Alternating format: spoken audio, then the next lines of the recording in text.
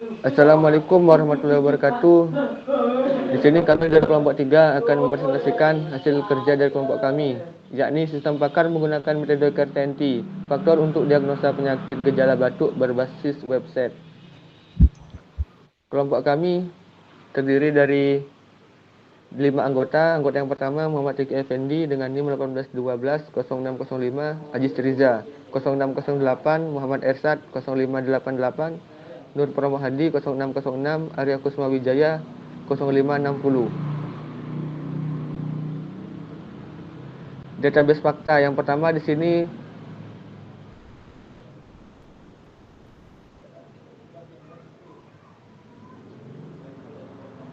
tabel penyakit dengan gejala batuk kode P01 pertussis atau batuk rejan, P02 selesma atau pilek, P03 influenza, P04 bronkitis, P05 pneumonia. Dan berikutnya ada tabel gejala. Di sini terdapat 21 tabel atau kode atau gejala yang dialami. Yang pertama G02 sakit kepala hingga G022 batuk di malam hari. Demikian itu tabel fakta yang dapat saya sampaikan. Selanjutnya akan dilanjutkan oleh teman saya yaitu Muhammad Ersad. Baik, terima kasih Mas Nur Purnomo Hadi. Saya akan lanjutkan. Di sini ada rule yang dibuat, tabel rule penyakit gejala batuk. Ada beberapa rule-nya. P1, rule gejala if pilek, jika pilek dan tubuh lemah, dan nafas berbunyi dan muntah, dan nafsu makan berkurang, dan nyeri di dada, dan mata berair, dan batuk di malam hari, maka pertussis atau batuk rejan. Selanjutnya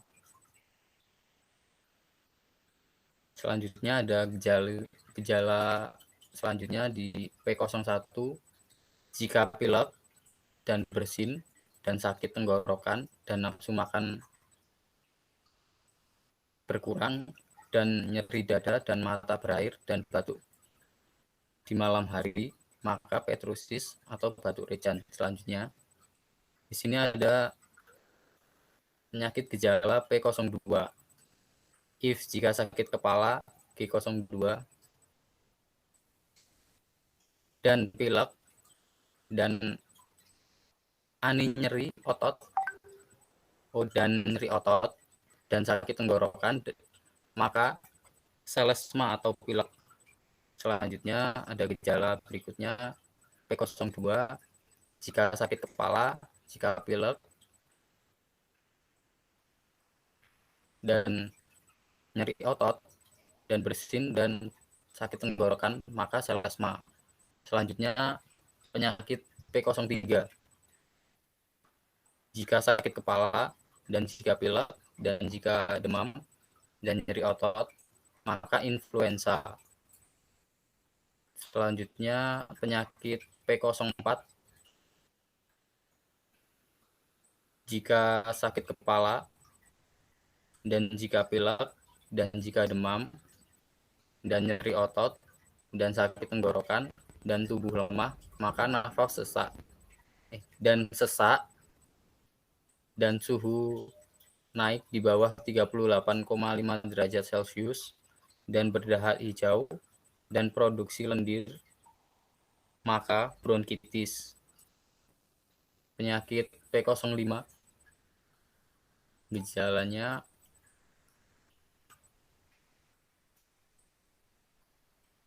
gejalanya jika sakit kepala dan demam dan nyeri otot dan tubuh lemah dan nafas sesak dan nyeri di dada dan suhu naik 39-40 derajat Celcius dan retraksi dada dan nafas cuping hidung dan bibir biru, maka pneumonia.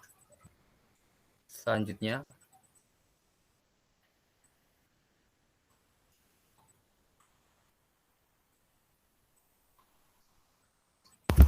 Bentar Mas Irsat, potong dikit ya. Ya, Jadi untuk di rule aturan ini kan penyakitnya kan kenapa ini berulang-ulang ya? Karena gejalanya yang dialamin seorang si user itu kadang sering berbeda-beda ya enggak. Misalnya batuk apa selesma atau pilek. Nah kadang tuh nggak ada nyeri ototnya itu bisa dikatakan pilek. Jadi nggak selalu aturan itu untuk misalnya dia dikatakan pilek. Jadi ada aturan lain misalnya ada demamnya atau mungkin ada lendirnya atau gimana atau pilek atau gimana. Oke, monggo Mas Resat bisa dilanjut ya. terima kasih tambahannya Mas Riki. Selanjutnya,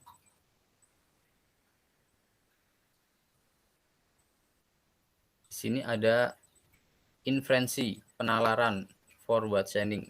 Forward chaining adalah metode pencarian atau penarikan kesimpulan yang berdasarkan pada data atau fakta yang ada menuju kesimpulan. Penelusuran dimulai dari fakta yang ada lalu bergerak maju melalui premis-premis untuk menuju kesimpulan atau button up. Reasoning forward. Forward chaining melakukan pencarian dari suatu masalah kepada solusinya, seperti diilustrasikan pada gambar nomor 1.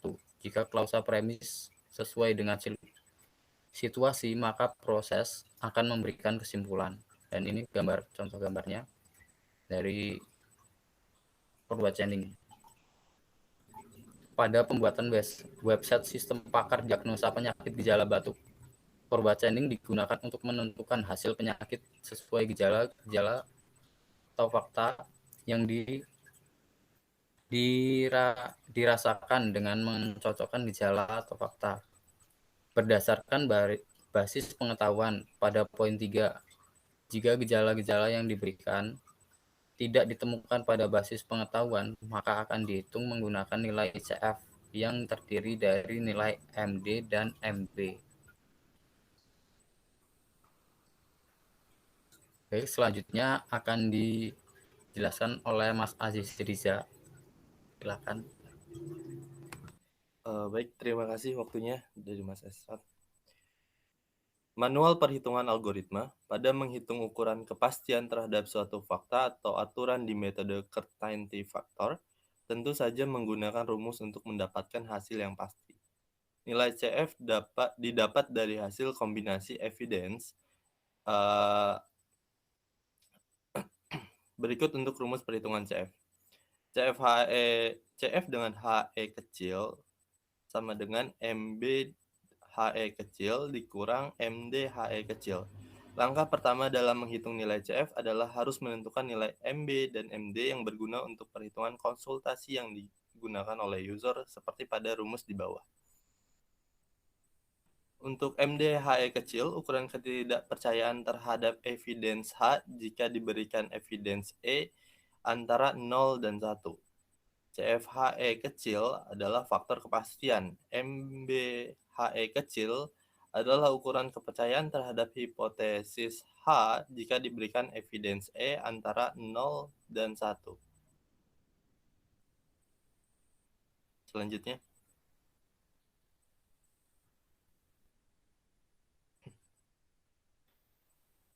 Berikut tabel penentuan nilai bobot MB dan MD pada masing-masing penyakit dan gejala untuk diagnosa gejala batuk dan pembobotan diperoleh dari penilaian sebelumnya.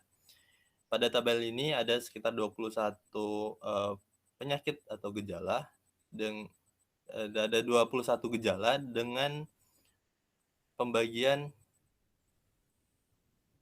5 jenis penyakit dengan pembobotan nilai MB dan MD pada masing-masing gejala dan penyakit. Selanjutnya.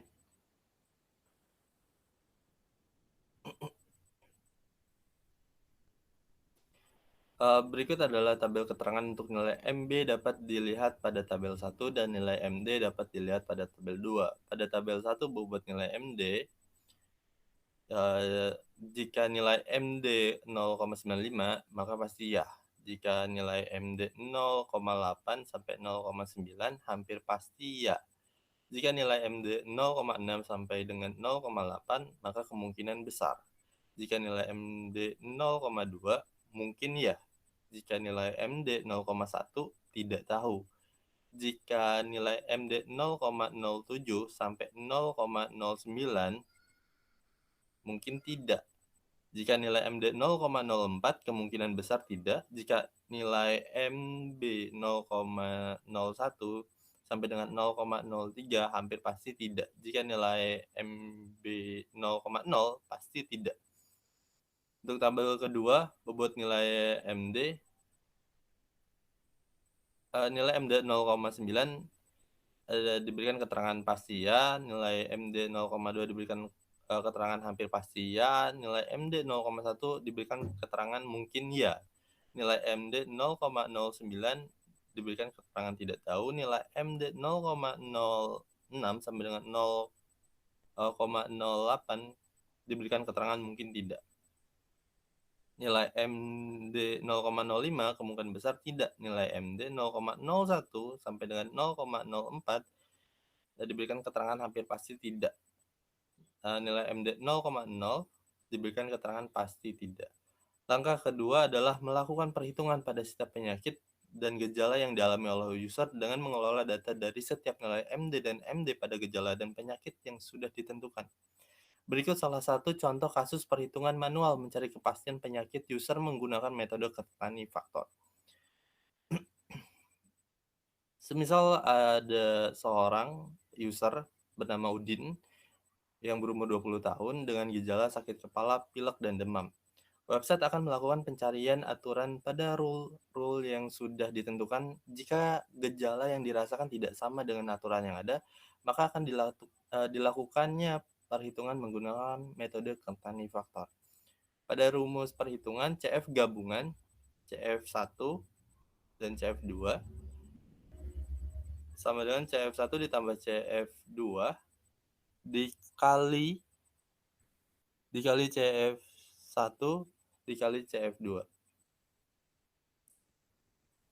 Nilai kepercayaan Udin terserang penyakit pertusis dengan MD-nya sakit kepala 0,04 dengan MD pilek 0,9 dengan MD demam 0,02 kemudian dengan MD sebelumnya MB yang ini MD pada sakit kepala 0,05 pada pilek MD-nya 0,02 pada demam MD-nya 0,03 kemudian nilai CF-nya adalah pada sakit kepala min 0,01 pada pilek 0,88 pada demam min 0,01.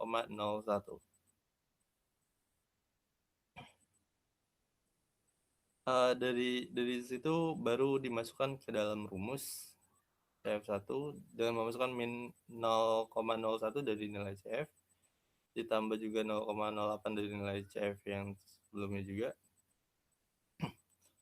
dikali 1 dikurang min 0,01 dengan jumlahnya 0,878. Nilai CF2 digunakan dengan rumus yang sama pada nilai CF1 dimasukkan nilai CF-nya dengan jumlah 0,87678. Hasil persentase 0,87678 dikali 100% maka 87,678%. Untuk selanjutnya dilanjutkan oleh Mas Ricky Effendi. Oke, terima kasih untuk waktunya Mas Aziz ya. Oke, saya lanjut ya. Nah, yang kedua kita mencari nilai kepercayaan Udin mengalami salesnya atau pilek. Nah, di sini sakit kepala itu dengan nilai MB 0,8 dan nilai MD 0,2 dan pilek dengan nilai MB 0,8 dan MD 0,02, demam MB-nya 0,9 dan MD 0,05. Nah, untuk mencari nilai CF ini tuh kita harus mengurangi ya. Jadi 0,8 dikurangi 0,2 hasilnya 0,78. Itu juga untuk pilek dan demam. Nah, gunanya untuk apa? Gunanya untuk kita memproses pengolahan datanya ya, untuk proses pengolahan penghitungannya. Sebenarnya untuk perhitungannya ada dua. Mencari MB-nya terlebih dahulu satu-satu dan nilai MD-nya juga satu-satu. atau dikurangin baru kita olah.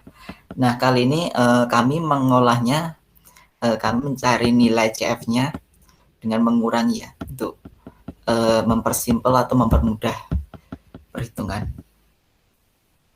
Oke, kita lanjut. Nah, di sini 0,7 ini 0,78 ini bersifat MB awal ditambah dengan MB baru. Nah, MB barunya kita lihat nih.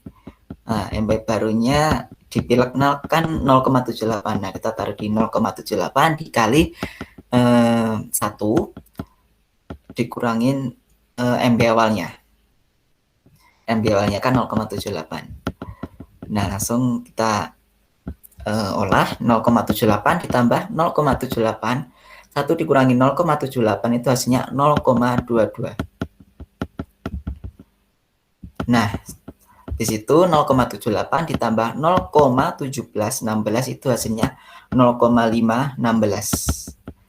Oke. Lanjut keduanya. Yang kedua kan mencari yang demam ya, untuk mencari nilai CF yang demam. Nah, 0,9516 ini diambil dari CF1 ditambah MB barunya 0,85 yang dinilai CF demam dikali 1 sama dengan 0,516. Nah, 0,516 ini ditambah dengan MB baru dikali 0,48 dan hasilnya 0,99274. Nah, jadi hasil persentase Udin mengalami pilek adalah 0,9927 dikali 100% dan hasilnya 99,274%. Nah, begitu juga yang influenza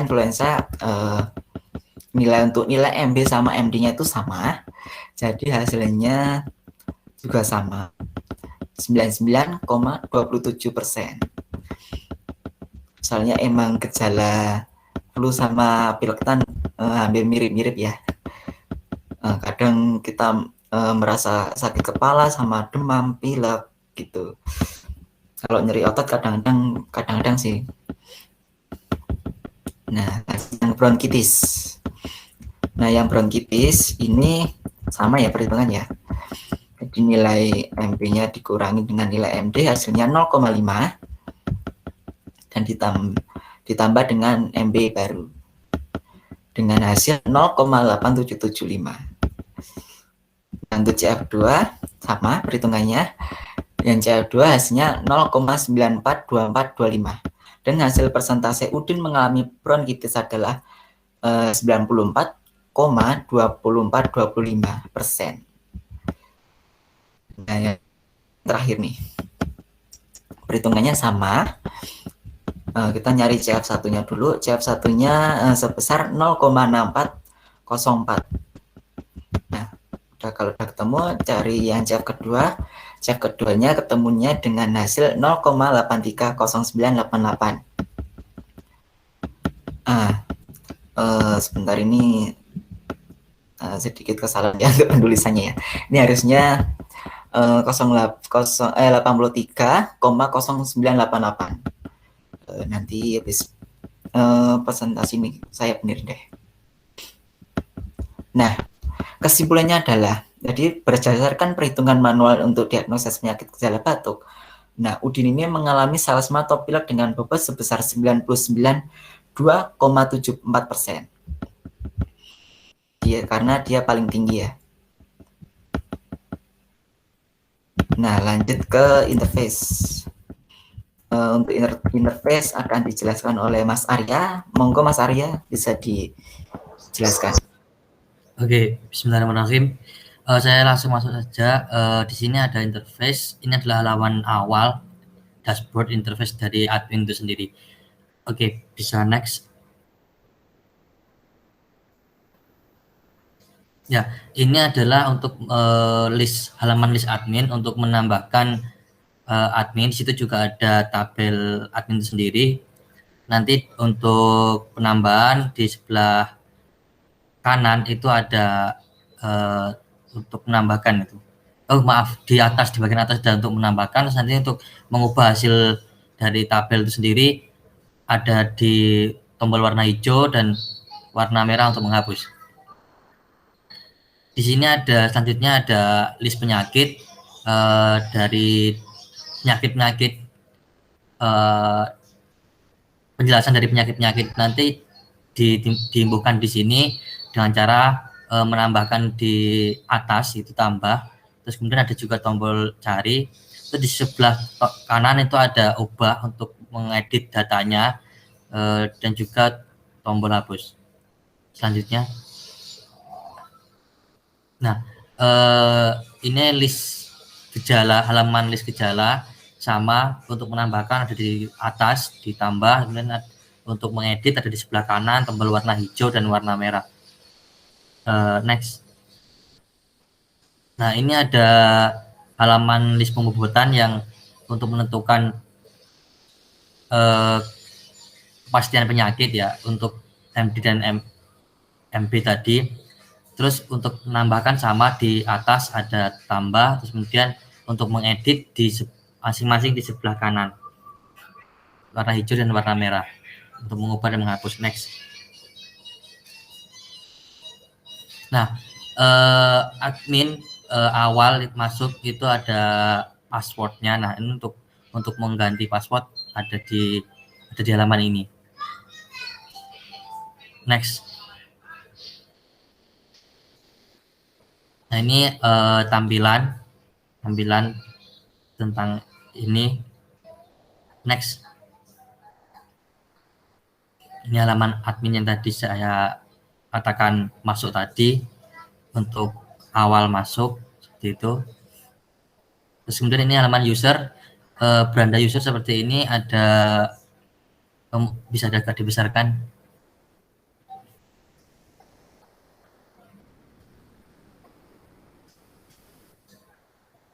Ya, ada total gejala, ada penyakit, terus ada admin juga. Oke. Agak kurang jelas soalnya di sini. Next. Oke. Ya, di sini ada halaman dari diagnosa penyakit. Nah, nanti user bisa memilih sesuai dengan diagnosanya seperti itu, dengan cara mengklik tombol yang ada di sebelah kanan, warna ungu. Oke, next. Nah, ini hasil dari diagnosa penyakit tadi. Oke, next. Ini halaman tampilannya, hasil dari user tadi. Oke, kita lanjut ke validasi. Nah, ini uji sistem, ada 4 penyakit yang tadi dikeluarkan, ya, dijelaskan. Terus kemudian 5 penyakit yang ada di pada sistem itu dikalikan 100%. 4 dibagi, biasanya 4 dibagi 5, terus kemudian dikalikan persentase, hasilnya muncul nilai persentase. Kesimpulan, aplikasi Kevit diagnosis penyakit dengan gejala batuk cukup sesuai, walaupun ada beberapa hasil yang dikeluarkan sedikit berbeda dengan perhitungan manual, namun hasil perangkingannya sama. Mungkin itu yang dapat kami sampaikan. Selebihnya saya serahkan kepada Inung Nur Purnomo. Bentar. Ada tambahan ya? Ya. Nah, untuk validasi ini mengapa kok 4 ya? Soalnya gini, saya menguji, kami menguji penyakitnya itu, misalkan di Selesma itu kan influenza harusnya sama ya hasilnya ya. Nah, di situ malah influenzanya nggak keluar. Nah, masalahnya di situ, harusnya ya tetap dikeluarin walaupun sama gitu. Oke, lanjut ke aplikasinya ya. Nah, ini halaman aplikasi usernya ya. Nah, di aplikasi user itu ada beranda di sini ada total gejala, total penyakit, total pengetahuan, total admin. Nah, kita langsung aja deh ke diagnosa. Nah, di diagnosa kita samanya ada di laporan ya. Nah, dipilih kondisinya ada pasti ya, hampir pasti ya, kemungkinan besar ya. Ini tuh besaran yang disampaikan oleh Mas Aziz tadi ya, yang 0,0, nah itu tuh besaran dari MB sama MD-nya. Kita pilih yang pasti ya, dan pilih yang pasti ya, di laporan itu kan sakit kepala, demam sama pilek. Nah, si Udin ini tuh sakit apa sih sebenarnya? Nah, kita diagnosa nih. Oh, ternyata si Udin tuh mengalami selesma atau pilek. Nah, dengan detail ini ya, untuk selesma itu salah satu infeksi saluran nafas bagian atas ISPA yang cukup sering menyerang. Untuk penyakit selesma ini tentunya kita pernah mengalami ya, apalagi kalau musim hujan atau musim pancaroba itu. Nah, yang sini yang ku maksud yang divalidasi yang nggak muncul influensanya. Nah, di situ anehnya di situ. Oke, lanjut ke admin. Oke, kita login dulu ya untuk admin.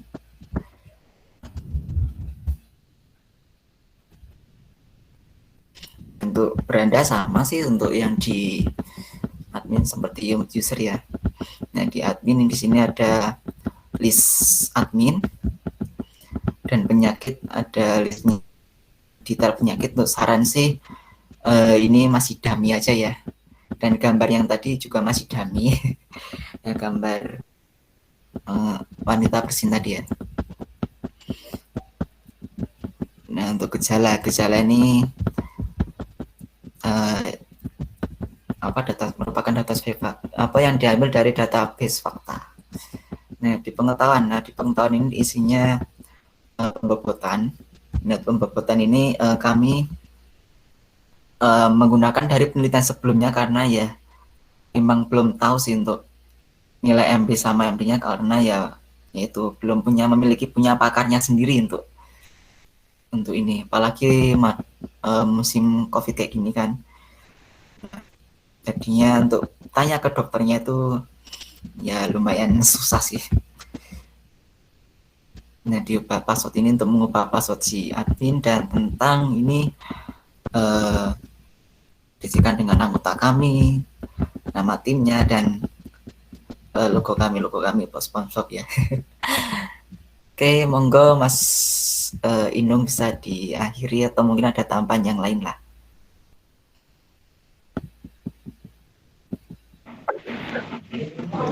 Mungkin dari anggota yang lain mau menambahkan.